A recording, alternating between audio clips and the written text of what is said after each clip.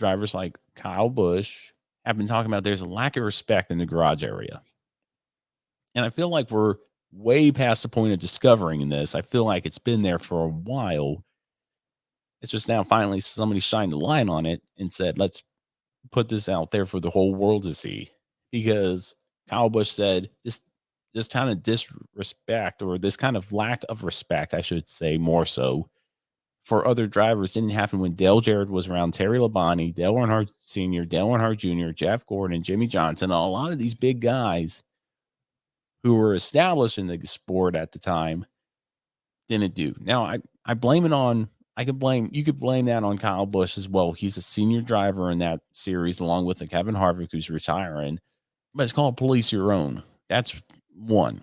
Mm-hmm. If you're going to do something, do it right there.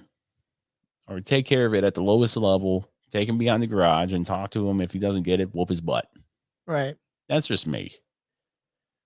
2, this past week in Dakota, in that whole chaos of the overtime, there was an incident between the 48 of Bowman, the 99 of Suarez, and the 1 of Chastain. Now, Chastain didn't cause this, I think, but he was in there, which affected Suarez, taking him out of a very good finish. He was running well up to that point. After the race was over, Chastain, and I'm sure everybody's seen this, we posted it on our social media, Chastain hunted down the 48 by moving the 1 out of the way. Oh, Suarez. What did I say? You said Chastain. Yeah, well, he hunted down Chastain. I don't know if whatever. The 99, I'll just say the 99. The 99 of Suarez hunted down the 48 of Bowman while going through his teammate of Chastain, going on the pit road, aggressively on the pit road. Now, you want to talk about lack of respect and lack of safety. That's it right there. That's a situation where veteran drivers like a Kyle Busch, Harvick's checked out. Don't depend on Harvick to police you. Just like, hey, I'm done. Yeah. But Kyle Busch needs to do it. And Denny Hamlin is a senior driver in there. Those drivers need to step up and say, hey, Suarez, that was uncalled for, and you get whatever you deserve. And I think Suarez deserves a suspension for what he did there. I think he does. Maybe a little bit more heftier fine than what he got. But the fines don't do anything. Well, maybe points. Maybe some points. But probably. Even then, I mean, points don't. Oh, who cares? He wins a race and he's in. Well, that's just my thing. I think I get what you're saying about the whole lack of respect thing. I mean, it's not called for to go and start ramming people's vehicles. Why don't you get out and just have a talk about it? Well, why not get out like they did old school and fight? That too. You're right. I would much rather see Suarez go up to Bowman, circa Las Vegas, Kyle Busch going up to Logano and punching him in the face. And of course, all the teams are going to get in there because, oh, we don't like fighting. Don't get to touch my driver. Man, hockey style that crap, man. I want to see I would love. The last big fight we had, what was it? Ooh. I remember like the Jeff Gordon and Keselowski. Yeah, Jeff Gordon and Keselowski. Of course, Harvick came through and pushed Keselowski. Well, yeah, Harvick was a little pansy right there. That's a whole nother situation right there. What about do you remember back at Charlotte? It was years ago. I think it was before that one where somebody hunted down Keselowski or somebody. Yeah, Kenseth, and he came through and he put him in like the headlock or whatever. Right. And everyone was just like, "Yes, this is great." But see, then but then the last fight I could think of, just thinking of it, was Gibbs and Sam Mayer in the Xfinity Series. Oh, and even then, I don't know what it is, but the officials need to act like linesmen and say, "Back up." And if any team member gets involved in it, like third person, just like hockey, you're gone this next weekend. You're suspended. I think they could. I think it should get to that point, because it's gotten to the point now. If you're so worried about these drivers running over each other, NASCAR's not going to do anything but fine them, and that goes to a charity. Who cares? And the owner pays for that. That's not going to affect anything. Points you're not going to take away, because now we're in this era where it's win and you're in. And all Suarez needs to do, if he does get points taken away, is win Sonoma, win another road course leading up to the cutoff race, or even win Daytona, Talladega. We'll just put that out there. And he's in. That's a good point too. You're right.